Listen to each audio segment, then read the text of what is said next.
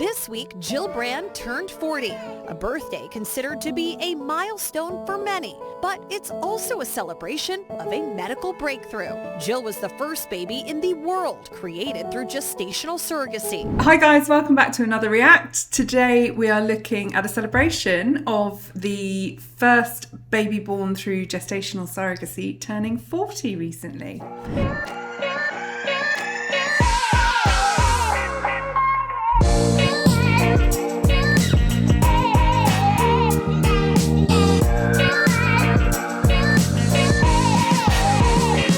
Before we dive in, please can you like, subscribe and ring the notification bell.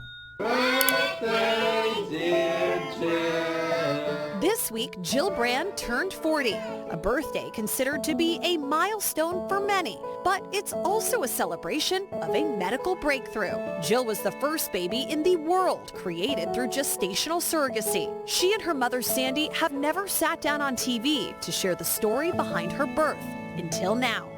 When I was born, it's the first time in human history that a woman gave birth to a baby she had no genetic relationship to.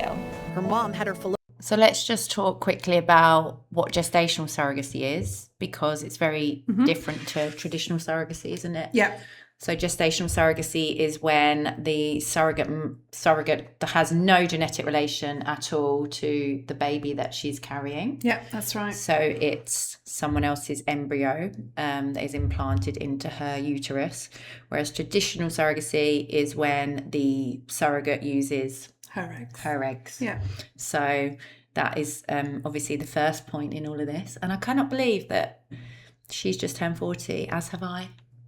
You 1986. have. Yeah. Yes. So and that still is celebrating. Still celebrating.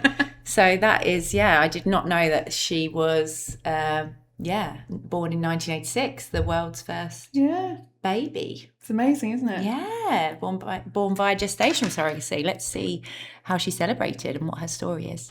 fallopian tubes removed and was told she could not carry a child. I didn't think it was fair that he should marry me, even though he always pretty much followed his parents' wishes.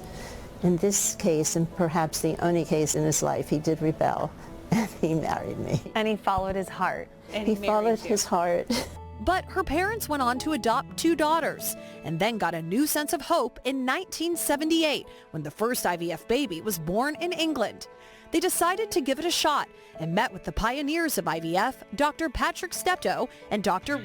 So the world's first IVF baby was born in 1978, and then it took another 8 years for the world's first baby born via gestational surrogacy to be born. Yeah. So it took for that period of time for that to happen, which is really interesting. But without that first, IVF baby being born, they wouldn't have. None of this would have followed. No, none of this would have followed. Robert Edwards, and it worked. The pregnancy was proceeding normally. Then my uterus ruptured, and so I had an emergency C-section and a hysterectomy. And our baby Heather lived for 13 days and then she died. And so we were devastated after that. 3 years later, and Jill's father, Elliot, a cardiologist, had a remarkable idea. What if doctors could retrieve Sandy's egg and create an embryo through IVF, but have another woman carry the pregnancy? Where were you when he first came to you with the idea? I was in bed and he was shaving at his vanity, and he proposed this idea to me. And I said, I think that's crazy. What doctor would be willing to do this? Well, he said, we'll find a doctor, we'll find a way. They began calling dozens of doctors around the country, hearing no again and again. Some doubted it was possible. Others said it was not moral or legal, until they reached the last doctor on their list, Wolf Udian, a reproductive endocrinologist based in Cleveland who was willing to try. And he thought the proposal sounded interesting and really had a possibility of working. And so that was our breakthrough.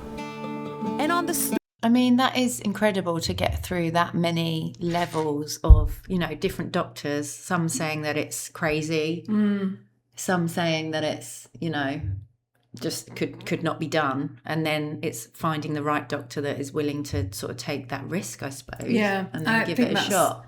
where so many firsts in reproductive technology comes from, is somebody just taking the risk and being willing to put themselves out there. And that's a huge move, actually. Yeah. He's putting his reputation on the line, and it's a controversial subject in some areas. So really, it does take people who have that bravery to not only go through surrogacy themselves, but to be the pioneers of new treatments and trying something new. Yeah.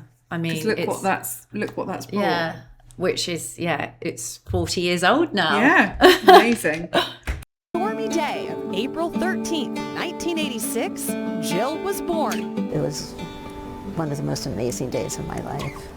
Her birth captivating the world, even landing her on the cover of Life magazine. What did your parents tell you growing up about your birth and the significance of it? I mean, for the first kind of year of my life, there was a little bit of publicity and a little bit of news around it. But then my mom, really wanted a private life. She always says, like, I just wanted to enjoy you. I wanted to enjoy you and your sisters. Since Jill's birth, thousands of babies have been born via gestational surrogacy, according to the CDC. Now Sandy and Jill, who is a mom of 3, are sharing their...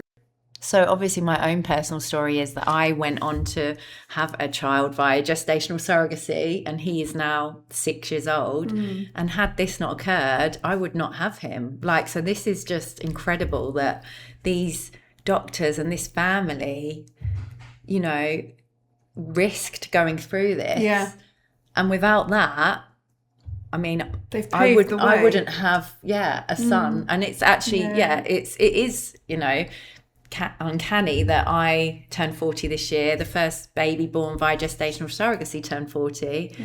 And I've managed to have a child through gestational surrogacy as well. So it's just amazing how the stars align it is. On things. And I'm so grateful to these people that they took that risk and jumped in and have paved the way, like you say.